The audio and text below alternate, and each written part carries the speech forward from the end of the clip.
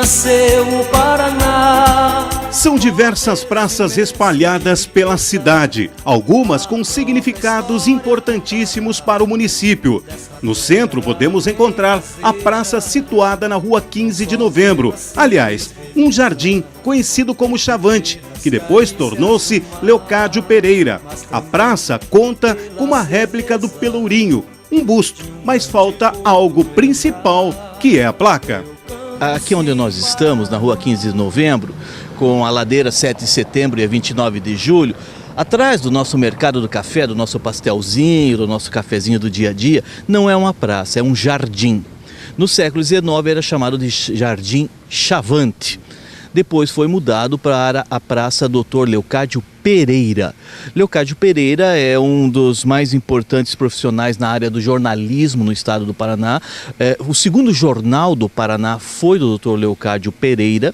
E essa praça que ela é muito interessante, esse jardim aqui é muito interessante, porque ele tem algumas coisas assim estranhas. E Paranaguá é uma cidade bem singular, bem diferente. Não existem placas dizendo os nomes dos jardins, das praças e nem dos monumentos. Grande parte das nossas praças estão com esses problemas, que o poder público tem que prestar muita atenção justamente por quê? Porque Paranaguá é uma cidade de turismo. E os turistas que aqui chegam, eles querem ver, eles querem saber, eles querem conhecer. Então tem que ter alguma referência sobre esses locais. Por exemplo, aqui o busto do professor Cleto.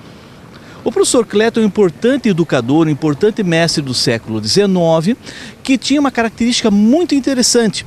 Ele, na mesma sala de aula, ele colocava ao lado de um menino branco rico, um negro pobre ou escravo durante o período da escravidão, que se permitia a que os alunos tivessem acesso a essas aulas, a esse conhecimento. Mas, como nós podemos ver, não tem placa alguma explicando quem foi o professor Cleto, ou pelo menos dizendo quem foi o professor Cleto. No mesmo local, o que nós encontramos? Uma réplica do Pelourinho, porque o Pelourinho original está na sede do Instituto Histórico e Geográfico de Paranaguá, no final da rua 15 de novembro.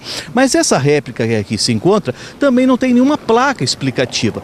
Para o turista, ou mesmo para o parnanguara que por aqui passa, isso é muito importante, porque ele tem que ter conhecimento da história da sua cidade, para que ele possa se identificar com essa cidade. Esse monumento aqui, por exemplo, é de 1914. Ele foi colocado aqui na gestão do prefeito Dr. Caetano Munhoz da Rocha, e que faz 100 anos que está aqui. E, no entanto, nada está sendo feito. Então é um grande alerta aos nossos responsáveis, né, pelo poder público de Paranaguá, que revitalizem não só na aparência, mas também nessas questões de identificação, não só para o turista, mas para o próprio parnanguara. E assim nós vamos ter vários locais em Paranaguá com as mesmas dificuldades. Esses lugares são destinados ao lazer, ao descanso e frequentado diariamente por inúmeras pessoas que gostariam até mesmo de saber a história do local. Mas, infelizmente, a maioria das praças que circundam o centro histórico estão sem essas placas de identificação e não enaltecendo pessoas que marcaram a história da cidade. Na frente da igreja de São Francisco de Assis, ou das Chagas, que é o mesmo santo, que é um monumento do patrimônio histórico municipal, estadual e nacional, existe a Praça Hugo Deslandes, que é aquela descida, aquela barranca para o Rio Tiberê. Não há identificação. Nós vamos encontrar ali na frente do Teatro Municipal Raquel Costa, a Praça Manuel Ricardo. Não possui uma identificação. A Praça Fernando Amaro, que é a praça mais central, e era chamada antes de ser Fernando Amaro, porque Fernando Amaro é a partir de 1907, e antes de 1907 era chamada de Praça Central. Também não existe uma identificação. O coreto da Praça Fernando Amaro faz este ano também 100 anos.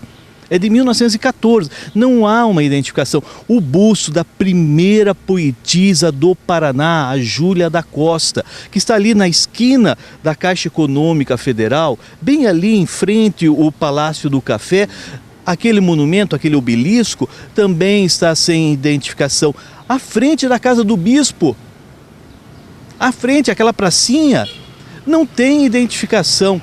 Em frente ao cemitério municipal de Paranaguá, que é a Praça da Paz, tem um busto maravilhoso do Dr. Leocádio Correia, um médico humanitarista, um médico muito importante no século XIX em Paranaguá, está sem identificação. Ao lado do ginásio de esportes Joaquim Tramujas, no começo da Nestor Vitor, tem o busto do Nestor Vitor e não há nenhuma identificação. Isso só para que a gente possa utilizar e minimizar o tempo que a gente tem aqui na TV. Entre as praças que foram citadas e deveriam ter as placas para identificá-las está a Praça do Japão, uma homenagem aos imigrantes japoneses e também à cidade irmã Awaji. A Prefeitura Municipal de Paranaguá recuperou em 2007. A Praça do Japão foi instalada em 29 de julho de 1986 pelo então prefeito da época, Valdir Salmão. O navio de passageiros, o aquário marinho são atrativos para os turistas, mas que ainda está sem identificação, como as praças. Quando você fala do aquário, eu pergunto, você já viu alguma placa na entrada da cidade falando sobre isso? É uma empresa particular, ela tem que colocar a sinalização. As pessoas param a gente na rua e perguntam onde que fica o aquário. Quer dizer, tem que ter uma identificação, tem que ter, isso é estrutura de turismo. Tudo bem, mas nós também temos que ter uma preocupação muito clara, que é com o próprio Parnanguara, porque o Parnanguara só defende aquilo que ele conhece. As pessoas que moram numa cidade, a partir do momento que elas conhecem a história do local por onde elas passam a defender esse local e passam a defender a cidade. Isso que é fundamental. Se cria uma identidade entre o morador do local com o local. Sem essas placas, essa identidade está sendo quebrada, ela está sendo destruída. Isso que é importante. Para o professor Vistuba, a maioria das placas foram roubadas e, consequentemente, trocadas, infelizmente, por drogas. O que acontece na nossa cidade é bem claro. Essas placas, elas eram de bronze, a droga... E ela existe, não adianta falsificar, ela existe, em Paranaguá existe isso muito claramente. Se existe, por que não se combate? Mas deixa tudo isso para lá, não vou ficar questionando isso. Mas as pessoas, esses drogados, estão roubando essas placas de bronze para trocar por drogas. Que é o crack, que antes era maconha, agora é o crack. Mas o problema é o seguinte, onde estão essas placas? Já estão todas elas derretidas. Mas nós temos no Instituto Histórico e Geográfico de Paranaguá acervo guardando essas placas, fotos nós temos lá no Face, entra no Face, tem lá na minha página, a gente tem essas placas, a gente tem os dizeres. É só reproduzir essas placas e colocar, não precisa ser de bronze. Faz de lajota, faz de laje, faz de mármore, faz de plástico, de seja lá o que for. Fica a questão de quem é a responsabilidade de fazer a colocação dessas placas. O poder público, as instituições culturais e turísticas, a Fundação de Cultura e a Fundação de Turismo, e isso não é uma crítica, porque amanhã depois aparece lá um monte de crítica com relação ao que eu falei. Não, é o poder público. E o poder público precisando, pode procurar o Instituto Histórico e Geográfico de Paranaguá, que tem um acervo muito interessante e que pode passar quais eram esses dizeres de placa.